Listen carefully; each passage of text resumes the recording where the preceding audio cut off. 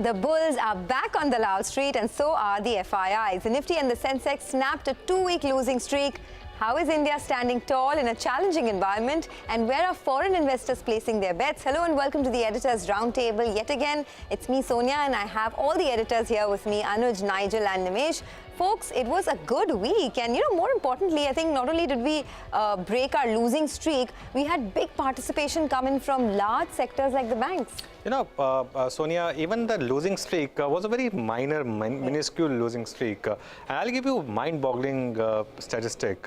Do you know this week, the mid-cap index was up for, in terms of consecutive weeks, how many consecutive weeks? About 8 or 9? 12 consecutive weeks, which makes it 3 months. 3 months, the mid-cap index has not seen red.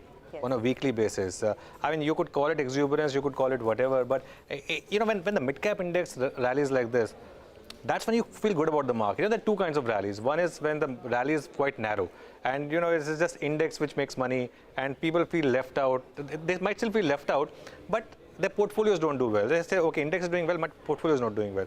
This is a rally in which people's portfolios have been repaired after that mayhem that we saw in May and June. So I think in that sense, for me, that really has been the key point. And of course, a lot of laggards made a comeback this week, like IT. So that's also another talking point.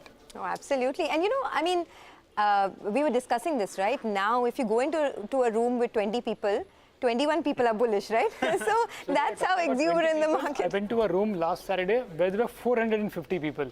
All retail investors. I went for a conference. Some of the biggest market names were there as keynote speakers, and I could sense the kind of interest which was there from retail investors towards equity markets.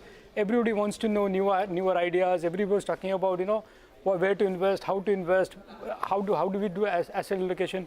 So clearly there is a lot of interest from retail investors, and especially Chennai crowd. Yeah. We are so much into equity. The equity culture is so good in the south. And some of the largest investors who I met from the south, they are not convinced or happy with even 10x and 20x. 20x is like, oh, it's okay. 100x, 200x is what they talk about. That's the kind of equity cult which is there in the south, especially with larger investors who want to make a real big killing in the equity markets. And one more feedback for the entire team. As I said, there were 450 retail investors who participated in that event.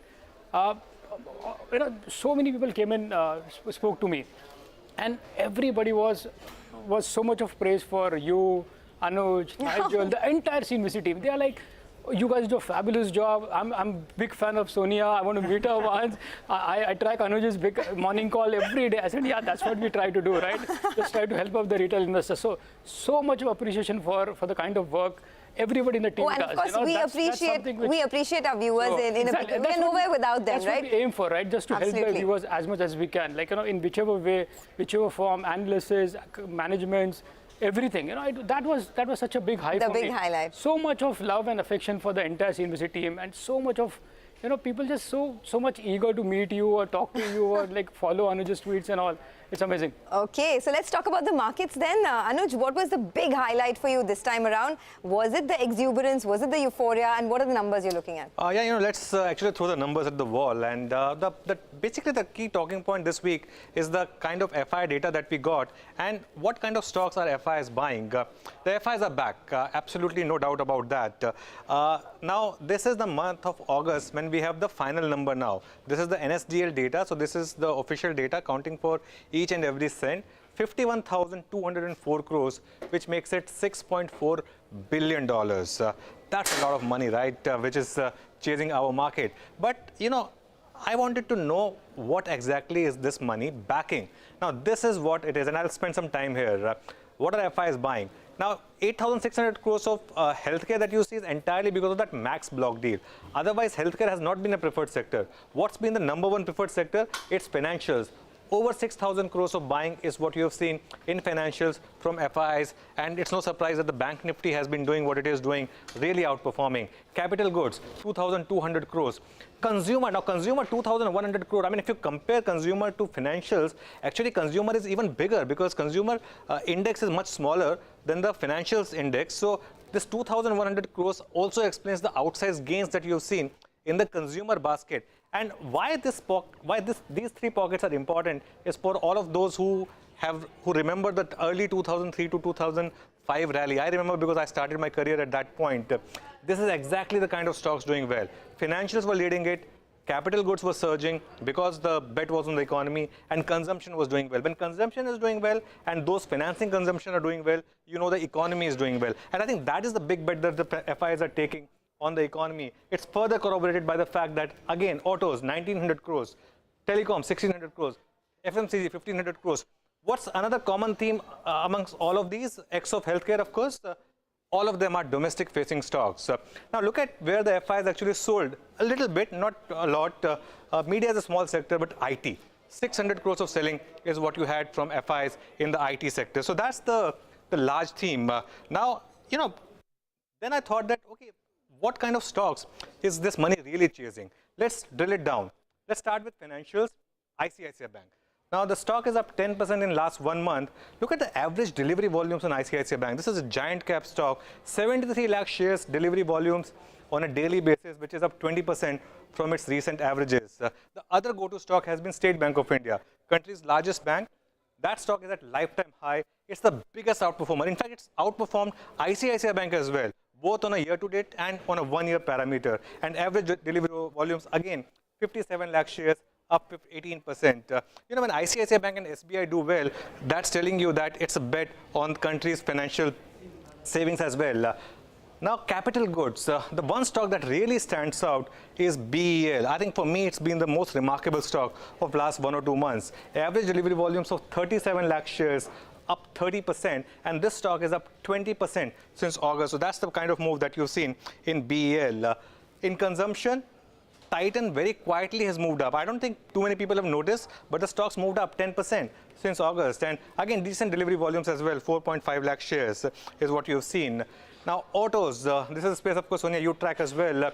Now, all the talk has been about Mahindra and Mahindra, but the month of August has been catch-up play in these three stocks. Look at the moves in TVS Motor, Eicher Motors, and Ashok Leyland. TVS Motors, stunning move, 15%. Eicher Motors reclaiming its old glory, and Ashok Leyland was up about 10%. And just to round things off, IT is still underperforming. Despite this week's outperformance, TCS is down 4% since start of August. It's underperformed Nifty by about 8%.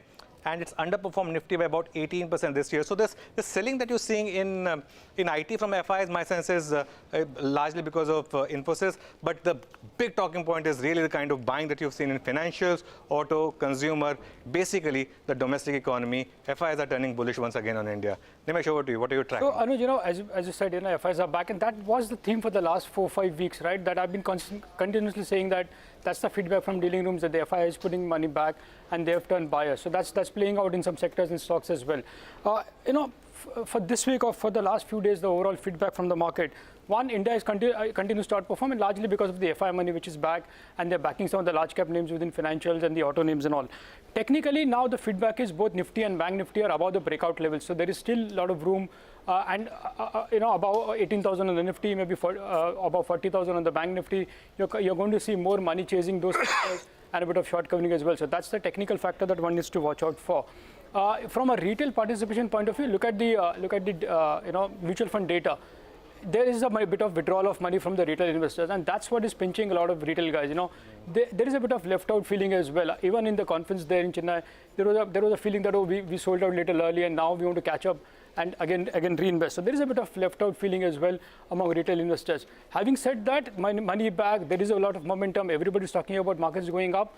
There are a few signs and indications of being a bit of warning signals, so to speak, in some pockets, and something that we need to watch out for. One, of course, the quality of small caps that have rallied in the last 10, 15, 20 days, And when I talk to a lot of dealers and market participants in the market, everybody has a story to sell, and those stocks go up. So that again is a sign that there is a bit of exuberance now in mid cap, small cap. Some quality stocks are giving an indication that, hey, you need to be a bit careful, going forward from here on.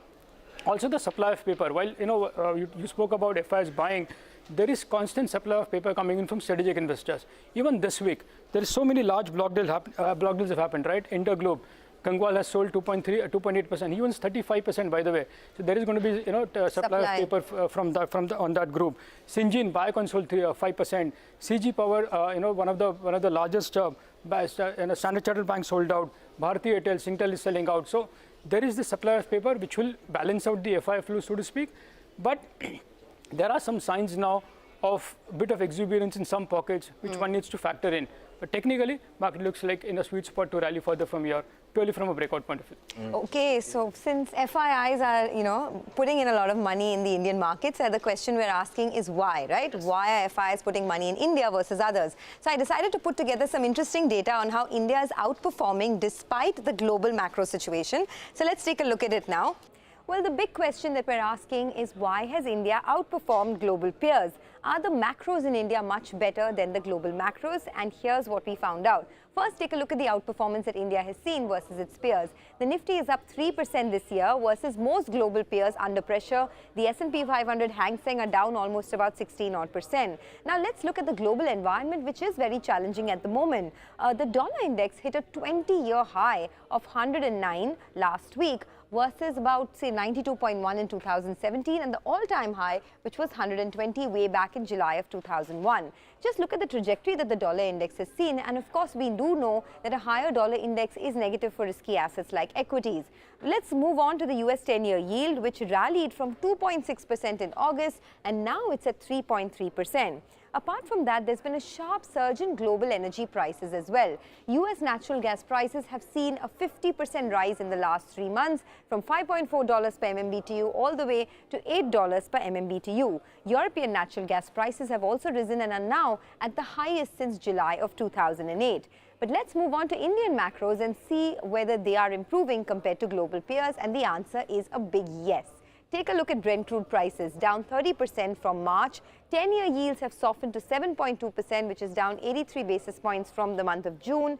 And then you have the Indian corporate profitability, which has improved quite a bit. Motilal Oswal put out a report where they said that the corporate profit to GDP ratio is now at a decadal high of 4.3% for Nifty 500 companies, and Motilal estimates an 18% Nifty EPS growth in FY23.